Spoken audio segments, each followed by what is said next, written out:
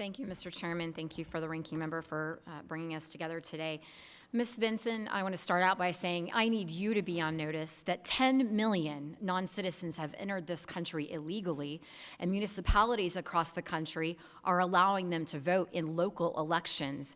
If states can't keep one voter roll registration clean, imagine keeping two separated. So let me start by addressing Secretary Byrd, LaRose, and Warner. Clearly, the Democrat secretaries here have engaged in get-out-the-vote efforts that the Biden administration is spearheading. And certainly, I don't know if you've been contacted and asked to participate in any of these programs, but in my opinion, voter registration is incredibly important. However, I think the SBA should be focused on their sole mission, which is helping small businesses across this country be successful. I think the Department of Education should be focused on fixing their failed FAFSA rollout and not focused on registering voters. It's absurd that the administration has defied 2 subpoenas regarding that get-out-the-vote effort. Have either of you, Mr. Byrd, Mr. LaRose, or Mr. Warner, been contacted about these get-out-the-vote efforts?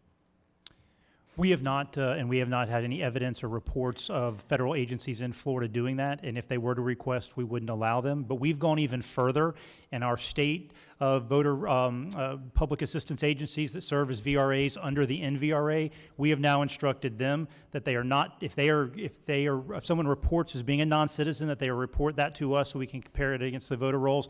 And we specifically prohibit them from offering them voter registration forms if they report as a non-citizen. Quickly, Mr. LaRose and Mr. I helped Warner. lead an effort to sue the Biden administration to stop this foolish executive order, so I think they know better than to ask me. Mr. Warner. We have specifically written the White House asking them to rescind that order because it's unconstitutional, that executive order. Thank you.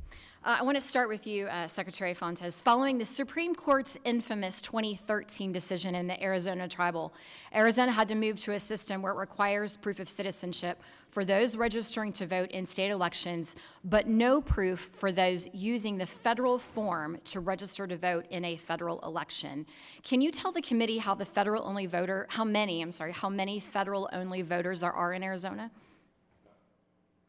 Mr. Chair. Your microphone. Mr. Chair, Congresswoman, as we've heard, those rolls change every day. We are at approximately 44,000 at this time.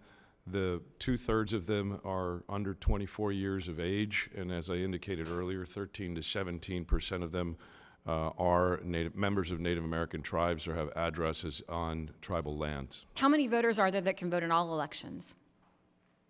We're over 4 million. What is the effect on Arizona's elections following the Supreme Court late August order of the Republican National Committee versus Mi Familia Vota?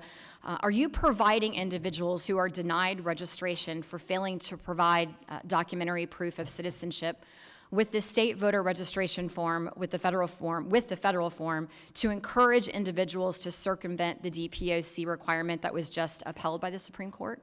We've issued guidance we've issued guidance to all of our voter registrars across the state with legal counsel at our side from the Attorney General's office to comply with the U.S. Supreme Court ruling. I think it is very important for folks to understand that the information gathered on each of those forms is exactly the same. And so while we will follow the law as indicated by the United States Supreme Court, again, these efforts will result in the reduction of the capacity of some U.S. citizens from being able to vote. My time is limited. I would like to request unanimous consent to submit a letter from Kevin Klein and Gina Swoboda to Secretary Fontes for the record. Without objection. So it's the case that a voter that registers in Arizona on the Arizona form, their application will not be processed unless they provide proof of citizenship. Is that correct? It is the state of the law, and that is what we have advised our voter registrars. That is correct. But voters can still register with the federal form to vote in a federal election, provide no proof of citizenship, and be allowed to vote in November. That's exactly how you vote in your district, ma'am. Actually, I have voter authorization and voter ID in my state.